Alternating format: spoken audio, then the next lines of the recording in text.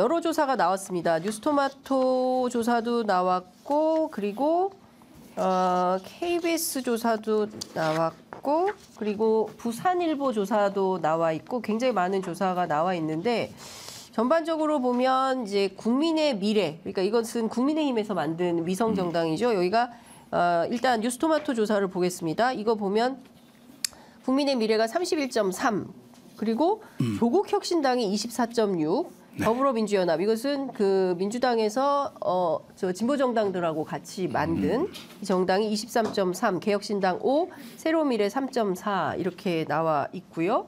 그리고 부산 저 보시는 조사도 네. 있고요. 한국갤럽에서 예. 이제 지난주 한 것에서는 네. 조국혁신당이 15%, 예. 더불어민주연합은 25%, 예. 국민의미래는 37%인데요. 네. 한겨레가 수도권 지역만 대상으로 글로벌 리서치에 의뢰해서 한 조사에서는 예. 더불어민주연합과 조국혁신당이 19%로 동률로 보이고 있었습니다. 예. 그리고 부산일보에서 부산 MBC하고 같이 한 조사에서는 국민의 미래가 44, 더불어민주연합이 15.9, 그리고 조국혁신당이 20%예요. 예, 20%로 나왔고 나머지 정당은 뭐 다 자세한 내용 여론조사 심의위원회 홈페이지 참고하시면 최근 관심이 이제 조국혁신당이 그렇죠. 비례 정당이 어떻게 될 더불어민주연합보다 지지율이 올라갈 것이냐 말 것이냐가 이제 그렇습니다. 최근 일주일 동안 어제 주목되는데 오늘 양일간 조선일보 일면 머릿 기사가 조국혁신당이 민주당을 앞섰다 이런 조사 내용이에요. 계속 지금 앞서는 흐름 나올 것 같아요. 예. 왜냐하면 더불어민주연합이 그 정도 임팩트를 지금 보여주지 못하고 오히려 이제 논란들이 있고 한 예. 상황이어서 예. 지금 보게 되면 오히려 민주당의 목소리, 그다음에 조국혁신당의 목소리 네. 하면 차이가 별로 없는 것처럼 느껴지긴 하거든요. 네. 그러면 조국혁신당의 그러니까 또 한 가지 이제 주목이 이제 이런 얘기가 있잖아요. 조국혁신당의 지난번 총선처럼 열린민주당도 막 10% 넘어가기도 했거든요. 네. 그렇다가 다시 줄어들 것이냐, 아니면 이 흐름을 유지하거나 좀 늘릴 것이냐가 네. 이제 또 하나의 이제 퍼즐로 얘기가 돼요. 예. 그래서 어떤 분들은 지난번에도 그렇기 때문에 이제 이것은 확실히 줄어들 것이다라고 하는 시각도 있고 그런데 네. 제가 봤을 때는 줄어들지 않을 가능성이 오히려 더 크다고 전망이 됩니다. 왜냐하면 그때는 사실은 이제 구심력이 없던 상황이었잖아요. 네네. 없었음에도 불구하고 이제 그 정도 떨어졌고, 근데 지금은 이제 조국이라고 하는 구심점이 있는 상황이잖아요. 그리고 그때는 더불어 시민연합인가요? 당시에 네. 워낙 이제 사실은 더불어 시민당이 캠페인 잘했고 민주당이 이제 목소리가 컸기 때문에 다르다, 다른 세력이다라고 하는 것에 진보 성향층 유권자들이 굉장히 공감을 한 거예요. 그래서 막판에 이제 더불어시민당으로 간 것이잖아요. 지금 같은 경우에는 뭐 연대를 하는 것처럼 느껴지기도 하고, 네. 그리고 이제 민주당이 캠페인을 사실은 이제 아주 잘하고 있지 못하는 그런 상황이고, 네. 그런 면에서 봤을 때 조국혁신당의 이 기류가 지난번 열린민주당처럼 떨어지는 방향으로 가지는 않을 것 같다 이렇게 보입니다. 네. 그러니까 저는 조금 짧게 반론을 말씀드리면은 네. 20%는 과하다. 뭐 그건 이제 그렇습니다. 예. 저는 뭐 두 자릿수. 예, 그러니까 저도 두 자릿수 보고 있는데 아마 10% 초중반 정도 나올 것 같아요. 10% 초중반을 보고요. 왜 그러냐면은 민주당이 뒤로 가면 되게 급해질 거예요. 왜 그러냐면은 자 2016년 기준으로 민주당이 25% 얻었는데 12석이었거든요. 그게 그때 기준으로. 지금은 네. 이제 조금 더 계산이 좀 달라질 수도 있지만은 그러면은 지금 진보당 3석, 새진보연합 3석, 네. 시민사회 4석 여기에 그러면은 민주당이 공천한 사람들 들어갈 여지가 없어요. 그거보다 더 떨어지면은 그러니까 막판에 이제 굉장히 지금은 그러니까 조국혁신당이 뜨는으로 인해서 정권 심판론이 같이 강화되는 효과가 있으니까 지금은 약간 방치하는 거다라고 본다라면은 막판에는 그러니까 민주당 지지자들 중심으로 굉장히 그러니까 지민 비조가 아니라 지민 비민, 지민 비민이 바람이 박주민 의원이 얘기한 거죠. 예. 박주민 의원도 얘기했는데 어쨌든 이 바람이 세게 불 거예요. 그러니까 바람도 불고 엄청 세게 해서 이제 조국혁신당 지지자들하고 약간 갑론을박도 생길 것 같은데 어쨌든 견제가 세게 들어갈 거예요. 그때는. 그래서 지금 상황에서는 상당히 그리고 특히 이제 이게 제가 국민의힘이 과반을 넘을 가능성은 매우 낮다라고 했지만은 일당에 대한 가능성은 저는 살아있다고 보거든요. 그러니까 네네. 그러니까 민주당이. 그러면은 민주당하고 국민의힘하고 어쨌든 투표 결과로 상징적으로 누가 1당이 되느냐가 되게 중요하잖아요. 그렇죠. 근데 이게 이쪽에 비례를 너무 많이 뺏겨버리면은 네. 1당을 넘겨줄 수도 있다라는 거예요. 그러니까 그런 위기감 이런 네. 것들 때문에 어쨌든 비례 더불어민주연합으로 막판에 좀 더 이게 표가 많이 이동할 것 같아요. 제가. 네. 네. 어찌됐든 지금 뭐 민주당에서 그 비례 후보들에 대한 조정이 좀 필요하다라는 요구가 있고 어제 오늘 양일간 시민사회에서 회의를 하고 있는 걸로 알고 있고 무려 이제 4만 명이 참여해서 한 투표 결과를 그러니까요. 이걸 어떻게 해야 되냐 아마 매우 곤혹스러운 상황인 것 같은데 관련해서 어떤 논의가 진전되는지 추가 취재를 통해서 보도해드리도록 하겠습니다. 제가 이것 좀 여쭤볼게요. 조국혁신당 지지 연령대를 보면 40대, 50대가 압도적이에요. 그리고 20대, 그러니까 18에서 이거는 이제 지난주 갤럽 조사인데요. 지지율이 0%입니다. 요거 어떻게 보시는지 그리고 지역별로 보면요. 광주 전라 지역에서 지지율이 제일 높아요. 조국혁신당이 11% 찍었습니다. 그거 혹시 자료 있습니까? 그거 좀 띄워주시면 좋을 것 같아요. 정당 지지율, 갤럽 정당 지지율 그렇습니다. 말씀하시는 거죠? 예, 자, 예. 이 현상을 어떻게 봐야 될까요? 그러니까 20대는 소위 말해서 이제 입시와 관련된 거잖아요. 네. 가장 본인들이 직접적으로 피해를 입었다라고 생각하고 불공정 이슈라고 생각을 했기 때문에 특히 이제 조민 씨가 이제 활동하고 이런 것에 대해서 굉장히 불만족스러운 세대이기 때문에 20대가 0%까지 나오는 거니까 0%라고 하는 거는 1% 미만으로 이제 거의 안 잡힌다라는 얘기죠. 그러니까 이제 그거를 이제 이해를 하시면 될 것 같고 50대가 제일 높은 거는 쉽게 얘기하면은 동질감 그리고 부채 의식입니다. 저거는 조국 사태 때 벌어졌을 때 가장 많이 열심히 나왔던 것도 86세대들이 이제 열심히 나왔고 네. 지금 50대가 지금은 사실은 저도 50대거든요. 그러니까 사실은 70년대 초중반생들까지 다 50으로 접어들었어요. 근데 여기가 민주당 지지세가 가장 그러니까 그런 좀 적극적인 세대라고 해야 되나 이런 세대들이 이제 상당히 포함됐거든요. 그러니까 그런 효과라고 좀 봐야 될 것 같아요. 그래서 근데 이제 20대 같은 경우에는 투표율이 조금 어차피 떨어지기 때문에 생각보다 저 조국 신당의 지지가 상당히 유지될 가능성이 높다 이제 이렇게 봐야 될 것 같아요. 예.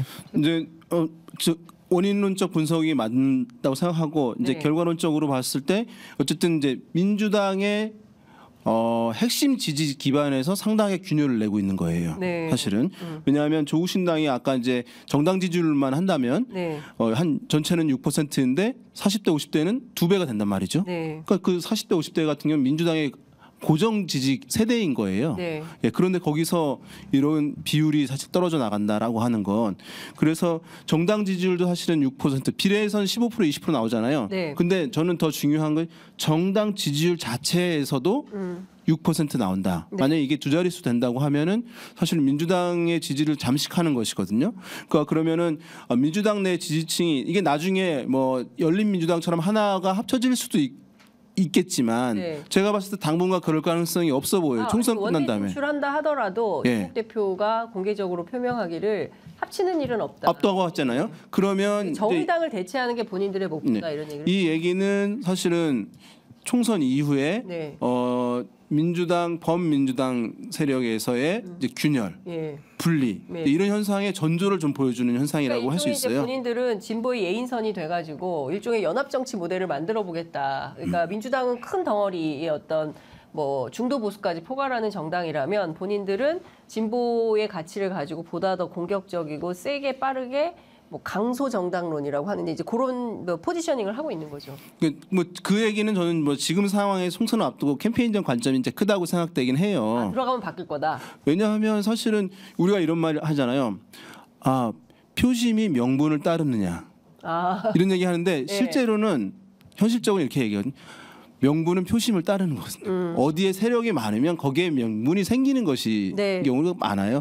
그래서 그러니까 이번에 이제 더불어민주당이 상당하게 이제 1위 정당을 하고 상당히 월등한 성적표를 낼 경우에는 네. 뭐 말씀하신 이제 그 흐름으로 갈 수 있을 텐데 이것이 이제 1등을 하지 못하거나 네. 아니면 상당히 성과가 좀 불만족스러운 결과가 난다고 할 경우에는 아마 총선 이후에 이 조국신당에 대한 주목도가 더 커질 가능성이 있거든요. 네. 그렇게 되면 민주당 내에서의 이런 흐름, 뭐 세력 간의 뭐 이런 이제 대결 양상, 네. 구도, 뭐 이런 야권의 구도 이런 부분에도 상당 부분 이제 영향을 상당 부분 줄 가능성이 이제 있다는 점을 약간 조짐을 이제 보이는 측면이 있어요. 조국 혁신당의 과제는 20대의 지지를 어떻게 끌어올리느냐. 보니까 30대도 1%예요. 그리고 네. 중요한 것은 2030 세대로부터 어떻게 사랑받는 정당이 될 거냐. 이제 이것이 본인들의 주요 과제가 아닌가 싶고. 저는 2030은 네. 조국혁신당은 버리고 하는 게 맞다고 봅니다. 어설프게 네. 거기 끌어안으려고 그런 게 아니라 더 본인들이 잘하는 거 40대, 50대 더 많이 끌어들이는 게 훨씬 더 현실적인 전략이라고 봐요. 맞아요. 네. 이게 보면 옛날에는 이렇게 세대가 있으면은 조금씩 변화가 있었거든요. 네. 요즘처럼 이렇게 단절되어서 여론이 나타나는 경우는 제가 한 20년 가까이 네. 했지만은 처음입니다. 네, 알겠습니다. 그 뭐 지금 조사가 쏟아지고 있는데요. JTBC 조사에서도 지난 대선에서 이재명 대표를 지지했던 지지자의 40%가 이번에는 조국 혁신당을 찍겠다라는 내용이 나와 있는데요. 제가 간단하게 끝으로 이것 좀 뭐 준비한 내용은 많은데 다 못할 것 같고 조국 대표는 그래서 비례 몇 번 해야 됩니까? 왜 이제 말씀 여성이 1번을 해야 되는 것이니까 네. 그러니까 앞에 한다면은 제가 봤을 때 이제 이렇게 해야 되는 거죠. 아 그냥 한다면 이제 앞부분을 2번 정도로 해서 하는 방향이 있고 네. 그다음에 이제 후순위를 해서 내 마지노선이다라고 결기를 보여주는 방식이 있는데 그 안에 애매하게 하면 좀 이제 그렇죠. 네. 부분은 있는데 앞번호를 하거나 완전히 후순위로 가거나 네. 어떤 그런 근데 선택이 필요하다. 2번 저는 앞번호 할 것 같은 느낌인데 어떠세요? 2번 할 거다. 아니 그러니까 왜 그러냐면은 저도 앞번호 할 것 같은데 왜 그러냐면은 네. 이미 조국이라는 인물, 조국이라는 지금 정치인의 사법 리스크라고 해야 되나 이미 그러니까 2심까지 재판 결과가 나왔음에도 불구하고 지금 이렇게 지지를 하는 거잖아요. 그러니까 이거를 앞번에 하든 뒷번에 하든 이게 사실 네. 앞번에 했으니까 이거 무슨 뭐 욕심 부리는 거 아니야 이런 식으로 사람들이 생각을 하지는 않을 거예요. 그러니까 네. 지금 대법원에서 파기환송될 가능성도 뭐 남아있기는 하지만은 그게 아니라고 본다라면은 이건 또 승계거든요. 네. 사실상 그러고 본다라면은 굳이 뒤에 할 이유가 있을까? 저는 뭐 2번 아니면 4번 네. 뭐 하지 않을까 그렇게 자, 봅니다. 저희가 뭐 어떤 번호를 하게 될지 좀 지켜보도록 하겠습니다. 오늘 오전 10시 국회 소통관에서 조국 혁신당 대표 조국 대표의 기자회견이 예정돼 있다고 해서요. 10시에 조국 대표 기자회견 현장 보시고 그리고 저희는 바로 이어서 인재 영입 7호죠. 박은정 검사. 박은정 검사? 예, 박은정 전 검사 저희가 만나서 인터뷰를 좀 해보도록 하겠습니다. 시간이 조금 남아 있긴 한데요. 제가 이것 좀 마지막으로 여쭤보도록 할게요.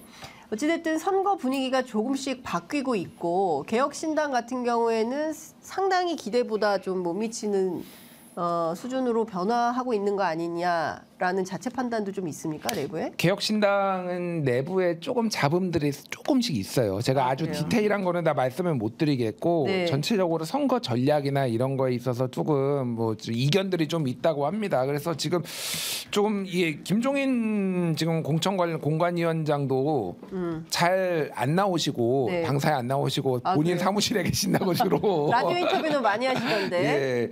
그래서 전체적으로 지금 재조정이 좀 필요하지 않나 좀 이런 생각이 들어요. 내부에서 조금 비례 문제를 가지고도 조금 잡음이 있다고 제가 비례 문제를 가지고도. 비례 문제를 가지고 좀 잡음이 있다고 들었어요. 예. 예. 그러면 그 화성을 아까 어떤 분이 좀 댓글에서 여쭤보시던데 화성을 분위기는 좀 어떻습니까? 알 수 없습니다. 알수 지금. 없어요? 근데 이 조사가 아마 나올 텐데 지역구가 늦게 정해지면서 언론사에 조사를 하려면은 그 통신사 안심번호를 신청해야 되거든요.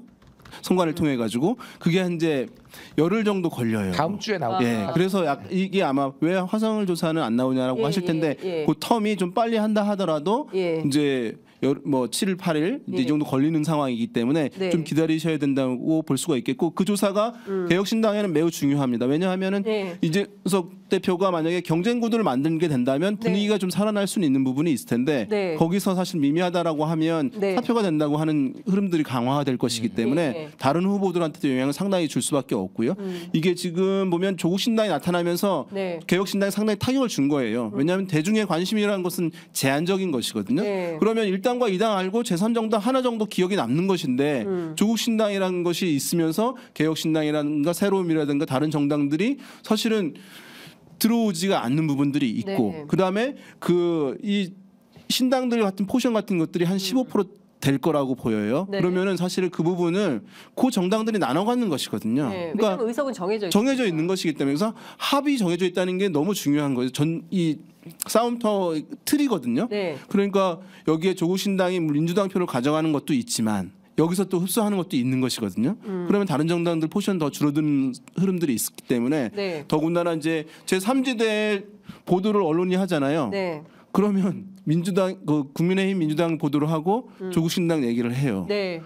나머지 정당 얘기를 지면을 통해서 전달이 안 되는 부분들이 있거든요. 그렇죠. 요거- 확실히 네. 언론 네. 보도량이 많이 줄었습니다. 많이 줄었어요. 예. 그래서 되게 다 공감하고요. 다 동의하고요. 첫 조사에서 332 정도가 나와야 돼요, 사실은. 그렇게 아니면은 쉽지 않아요. 그러니까 332? 332라고 하는 거는 민주당 3, 국민의힘 3, 이준석 2, 그러니까 20%대. 네. 그러니까 아니면은 10% 후반대라도 나와야지 이게 나오는데 만약에 한 자릿수 나온다 그러면은 사실상 끝났다고 보는 게 더 맞을 것 같아요. 그 정도로 사실 그러니까 모멘텀을 만드는 게 쉽지가 않아요. 그러니까 양당의 치이기 때문에. 예. 예, 알겠습니다. 하여간 그 선거가 D-29일로 돌입을 하면서 오히려 더 선거 상황은 상당히 좀 치열하게 전개가 좀 되는 것 같습니다. 저희가 이번 주에는 요 정도 듣기로 하고요. 저희가 다음 주에 또 찾아뵙도록 하겠습니다. 고맙습니다. 네, 감사합니다.